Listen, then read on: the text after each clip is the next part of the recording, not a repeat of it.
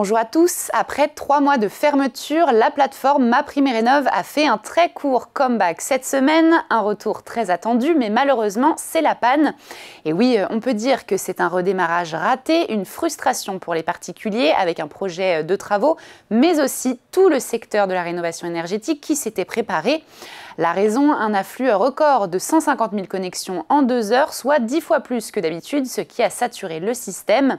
Si quelques centaines de dossiers ont pu être déposés, la grande majorité n'ont pas été au bout du parcours de dépôt.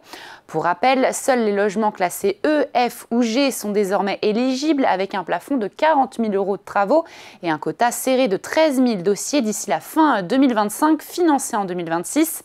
Remise en route annoncée pour la semaine prochaine.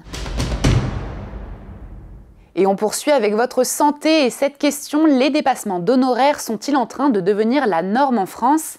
Et oui, selon le Haut Conseil pour l'avenir de l'assurance maladie, plus d'un spécialiste sur 2 exerce désormais en secteur 2, un espace de liberté tarifaire qui permet aux médecins de fixer les prix de leurs consultations au-delà du tarif conventionnel.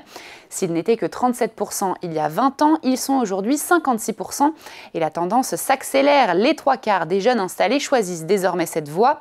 Conséquence, la facture grimpe. Le montant total des dépassements a atteint 4,3 milliards d'euros l'année dernière, en hausse de 5% par an depuis 2019. De leur côté, les médecins invoquent la stagnation des tarifs fixés par la Sécu et la hausse de leurs charges. Et on termine avec un rendez-vous annuel, l'ouverture des ventes SNCF pour les fêtes qui a encore viré au sprint. Ce mercredi, 1,6 million de billets ont été écoulés en 12 heures sur SNCF Connect avec un pic à 6 heures du matin, 5000 billets par minute.